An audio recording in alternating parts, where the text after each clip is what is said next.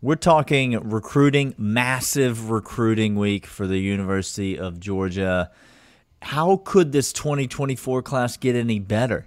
But what if I told you it could and will get significantly better in the next 7 days? That's what we're going to talk to John about today on the Locked On Bulldogs podcast. You are Locked On Bulldogs, your daily podcast on the Georgia Bulldogs. Part of the Locked On Podcast Network. Your team every day.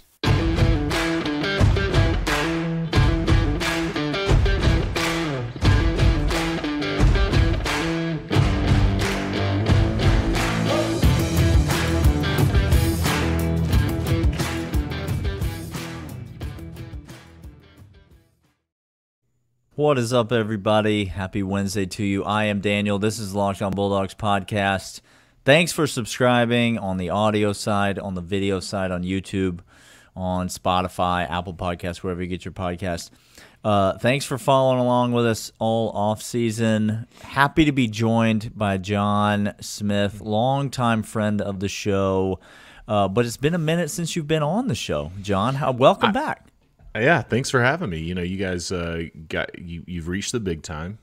Well, we out here ending careers at this point. I don't know where you have reached the big time. You're absolutely having on capital J journalists that end up losing their job over interviews. So it's hard for the little guy to get in, but I appreciate the opportunity to be back. Well, John, it's especially, we are recording this on Tuesday night, and it is August 1st, and so it's a real special time to be on the podcast because football's happening this month. Congratulations to you. Congratulations to all who celebrate the holiday that is the 3-4 month holiday that is college football season. We've made it. The dark days are behind us. Fall camp is here.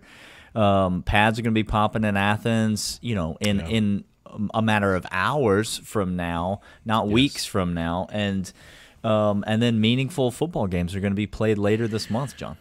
Yeah, my family and I took a trip to Alaska a couple years ago, and they said in the winter months they have this thing called seasonal affective disorder. It's SAD. It's an actual disease that people experience, depression, because there's not sunlight in that part of the world during the winter months.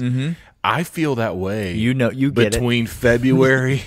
Between February and August, I have seasonal affective disorder. We've all been sad. Yeah, we've been sad, and so I am excited for the fog to be lifted, for the light to shine, for me to be able to get some good bourbon around a tailgate and cheer on them dogs. Good Lord. By the way, John Tweets Sports over on Twitter. It's not even called. It's going to be Twitter. I'm going to be that old guy, by the way. I'm going to be the old guy that's going to be referring to it as Twitter for the rest of my natural life. So that's 100%. That's it. John Tweets Sports over on Twitter. If you want to get connected to some great tailgating, some great bourbon, that's the guy. He can plug you in. Now, let's talk about recruiting. There's actually multiple names I want to talk about, I want to get to, but I think the name that's on everybody's lips is KJ Bolden, so we might as well just start there. That's the guy that everybody wants to talk about. His commitment is coming maybe first. I think it's Friday, maybe Saturday is when he's scheduled to commit at this point. Boy, I've seen a lot of crystal ball locks to a lot of different schools, John. I'm talking about stone cold. Bet your house this is where this kid's going to go. Yes. How many years has KJ Bolden been being recruited, and why is it 30?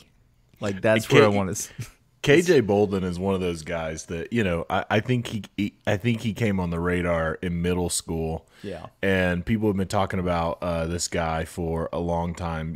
Per the 24/7 composite, he's the #1 safety in the 2024 class, the #7 player nationally, just an absolute gifted athlete. And what's happening, right, is that this is the new world of recruiting that we live in.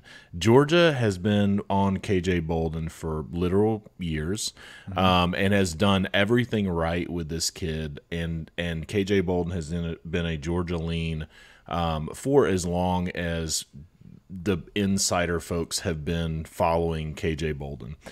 He's said so many good things about Kirby Smart, about the program, about Georgia. He's a kid that is a product of Georgia high schools.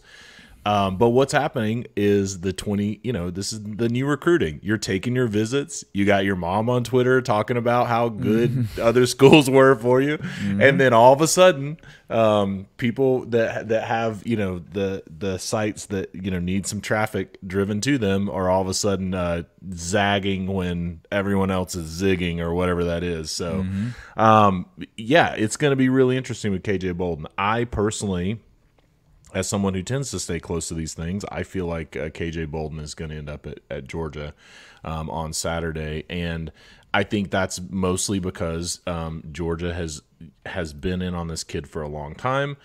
Some of the other players that are in play are Auburn, who KJ Bolden is a really big fan of Auburn. Which, by the way, it's well documented. Hugh Freeze apparently now gets every recruit that he's ever wanted. Like, that's what Hugh Freeze does these days. I mean, it's just, Hugh Freeze. We'll talk about that another time. Listen, I am glad. Personally, I'm glad that Auburn is actually getting some players for once in, the last however many years. It's good for them. I mean, they're trying to establish a football tradition. I don't know if you heard, but that was the quote. That was the quote one of the kids gave. Like, I want to come to Auburn. Yeah, I could go to Alabama. Yeah, I could go to Georgia, and I could fit it. But I want to come to a school where I can establish a football tradition. Can establish a tradition of winning right. 3 times in the last 15 tries versus the University of Georgia. Sure. That's the tradition. But yes, KJ Bolden, I'm excited for him to commit on August the 5th. Listen, and here's the other thing that listeners need to know that's very important about KJ Bolden and his commitment. August the 5th is executive intern, producer, Sherpa M-Dub's birthday. Wow. Now we're getting into next level stats.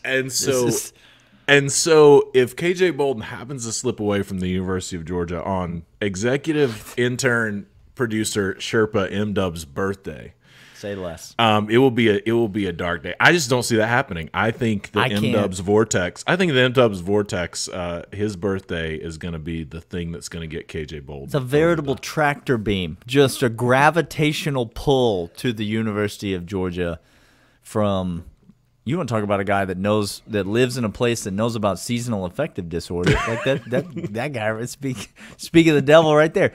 All right, we got much more to talk about. I got another KJ Bolden question for John, but then there's other recruits we're going to get to. Does John think KJ Bolden's going to be the only Georgia commit in the next week, or might there be more right after this? These days, let's talk about LinkedIn. These days, John, you know this. You're in the job market. You're out there on the open job waters. Every new potential hire for your business can feel like a high-stakes wager. You have to be 100% certain that you have access to the best qualified candidates available, and that's why if you are the type of person who runs a business, who owns a small business, who runs a major corporation, if you're the person who is hiring and making these personnel decisions, you have to check out LinkedIn Jobs. LinkedIn Jobs helps find the right people for your team fast and free. Add your job to the purple hashtag hiring frame to your LinkedIn profile, and then spread the word on your hiring. There are tools available like screening questions, making it easy to focus on candidates with just the right skills and experience so that you can quickly prioritize who you want to interview and make the right hire faster. It's why small businesses rate LinkedIn Jobs #1 in developing quality hires versus all the leading competitors. So if you are in the market to hire someone for your business, LinkedIn Jobs helps you find qualified candidates that you want to talk to faster. Post your job for free at linkedinjobs.com/lockedoncollege. That's LinkedIn FanDuel.com/LockedOnCollege to post your job for free. Terms and conditions apply. I feel like the KJ Bolden thing, John, is don't you think that there's a little – I could be way off here, but maybe this is just me. Maybe this is just I need some counseling. But I feel like in Georgia fans' minds, is there a little Caleb Downs fear in this? Like, it's like Georgia can't miss on the number one safety again, can they? Like, they can't swing and miss on a safety that they go all in on, that Kirby Smart clearly wants. They can't go to the bottom of the ninth again with the bases loaded and strike out for the number one safety in the country. Is that just me, or do you feel like there's some residual fear in Georgia fans' mind when they think about this recruitment? Yeah, I think there is residual fear. I think there's also, you know what's interesting? Georgia's on the cusp of literally having the greatest recruiting class of all time, ever. And yet, myself... And yeah, we're out here just we are just like, we can't miss on this guy. But that is the state of Georgia recruiting, right? I think there's a lot of that tied up in KJ Bolden, and I honestly, I'm not an insider, I'm not a guru, but I would think inside the building as well that Kirby Smart and that defensive staff, secondary staff, Fran Brown, Will Muschamp, etc., are feeling some of that too, right? It's like you can't miss on this kid that you've gone all in on. I do think that if Georgia were to quote unquote miss on KJ Bolden, Georgia's going to be fine. I think Georgia's going to be fine at safety. But man, that's a guy that you really want. You really want it. I was just about to say it. They will be fine at safety. I am. I know Clint is. I assume you are big Aguero fans on this podcast. Like I know he hasn't played a down yet. Has not seen time. True freshman. Probably not going to get a lot of time this year. I think he will see the field this year. Yeah. I think he is good enough that he will see the field this year.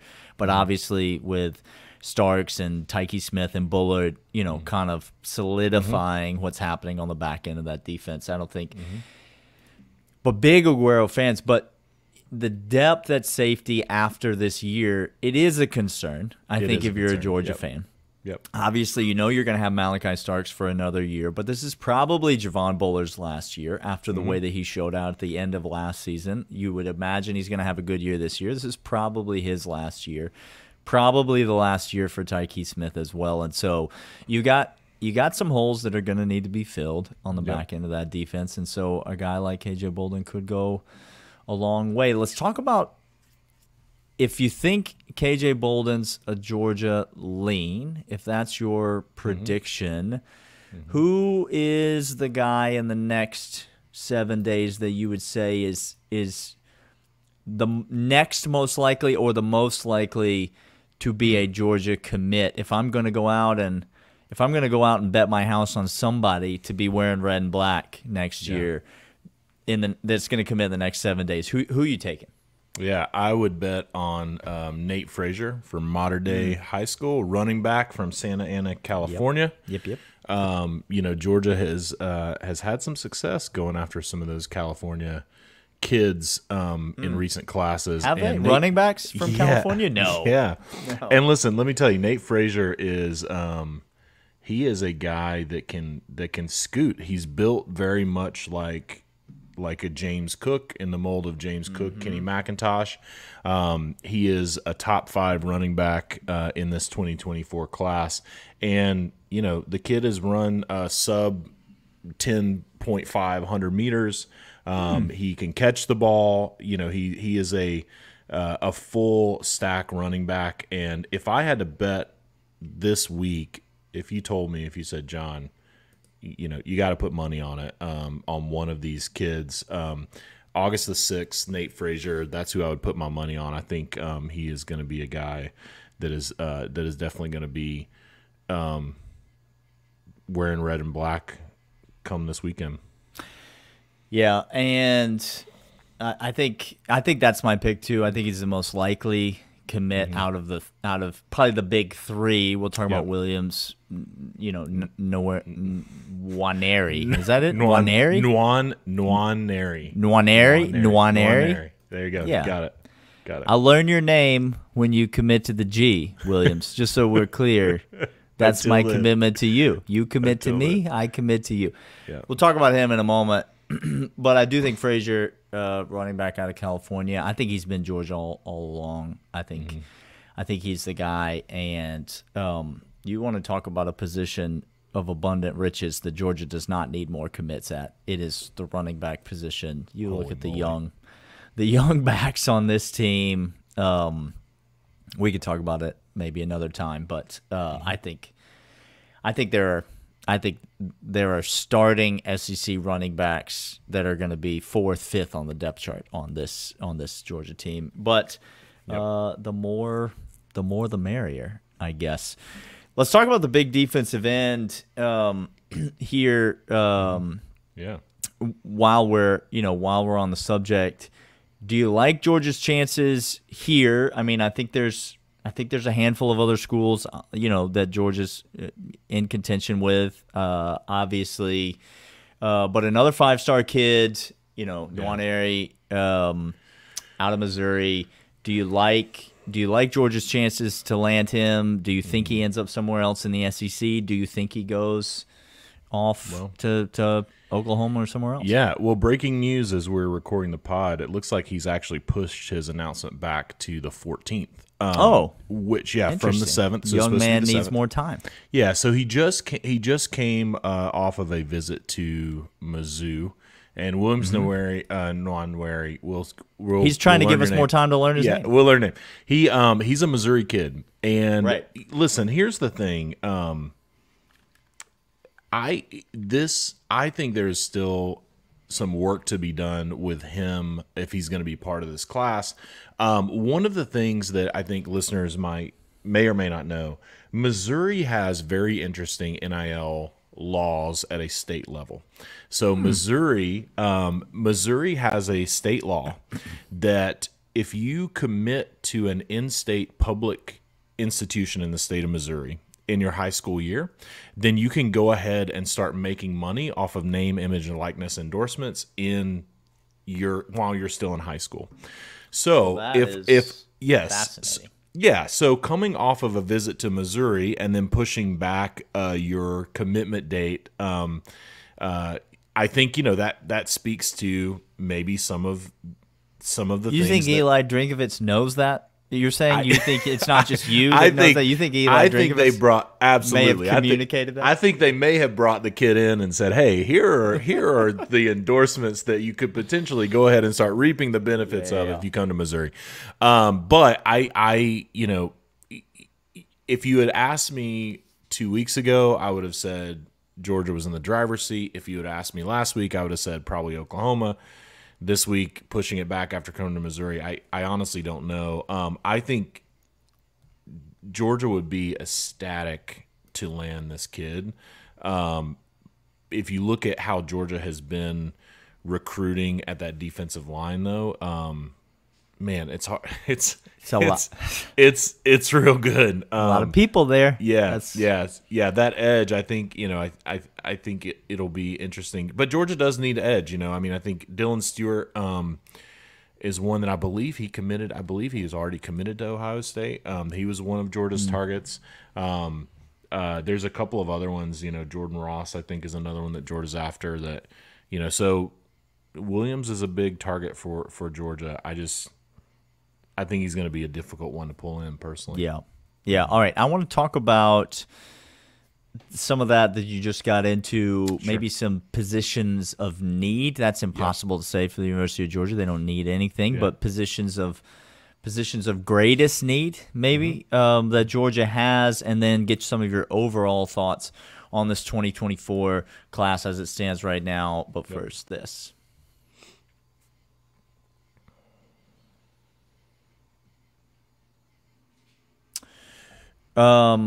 So we've mentioned so far a safety. We mentioned a running back. We mentioned a defensive end. Georgia obviously has just last week signed 2 linebackers, lost 1. There's probably another linebacker on the way in this class. Like, they're still not done. Glenn Schumann just said, I want all the linebackers. Give me every linebacker. And they seem to just keep coming to the University of Georgia. When you look at the roster and you look at the way Georgia is recruiting, we mentioned safety already. I would put that on my list of positions of need in recruiting. Any other positions that come to mind for you of, like, I really want to see Georgia up the ante in this capacity, or they are doing that in this 2024 class, and that's what makes me excited about this guy, this guy, or this guy? I mean, I would love to see Georgia up the ante on wide receivers. Here's the thing. There's two philosophies now with wide receivers. One, you can go and go after these 4 and 5 stars coming out of high school, or you have the transfer portal, which Georgia has taken, the transfer portal route. What I think will be very successfully with Ra Thomas and Dominic Lovett, 5-star wide receivers. Absolutely. And I think Georgia, when you look at actual recruiting classes from a high school recruiting, I still would love to see Georgia land, a kid like Ryan Wingo. Georgia, went after Mike Matthews, who committed to Tennessee. They went after Jeremiah Smith, who's committed to Ohio State. Both of those, Ryan Wingo is another one, a top 5 receiver in this class that Georgia has a shot at. I would love to see Georgia land a, kind of a George Pickens type wide receiver out of high school that can develop with the program, that can grow. I am excited to see how we're using the transfer portal for wide receivers, but if you ask me, like, where could we up the ante? When I look at that list, it feels like Georgia is landing QB, number 1 in the nation, running back, top 5, tight ends, we know what's going on there, offensive line, off the charts. That wide receiver, especially guys outside that can take the top off of it, Georgia's not landing many of those out of high school, and I think that's something that you look at it, and again, you mentioned it. Does Georgia have a position of need? I don't think so on the team, because you see what's happening. Georgia just says, you know what? Like, we'll go get. Todd Monken said, "I'll go get Ladd McConkey, who's the least recruited wide receiver in that class, 2-star, no star, and turn him into one of these guys." So first team All SEC. Yeah, but I do think as you continue to evolve the program, I do think you got to go back and try to land another George Pickens type wide receiver if you're going to ultimately change that narrative, and depend less on the transfer portal for that type of position. Yeah, I can see that. I don't disagree with that take. I do think I'm feeling less and less anxiety about that, just given the nature that, Georgia is single-handedly changing the narrative about college football and how you win. We've mentioned 100%. This on the podcast many times before. For years, we've talked about this on the podcast. In a negative sense, the only way that you could win national championships is not to have a first-round quarterback, even though having a first-round quarterback really helps. Trevor Lawrence really helps. Joe Burrow really helps. Bryce Young. Bryce Young didn't. Bryce Young won. No, that wasn't it. Tua was a quarterback that actually did something in his Alabama career. Well, Bryce Young did play in the bowl game, John, so I don't want to disparage the young man. He did play in the bowl game, showed a lot of character in that regard. I think I just lost your mic. Oh, didn't there no, we go. There it is. Didn't no. He didn't back down from Kansas State. He didn't back down one iota. You don't have to have a first-round quarterback to win a national championship, but the general line of thinking was you do have to have first-round wide receivers to win national championships. You look at those Clemson teams. You look at those LSU teams. You look at those Alabama teams stacked with all of these first-round wide receivers.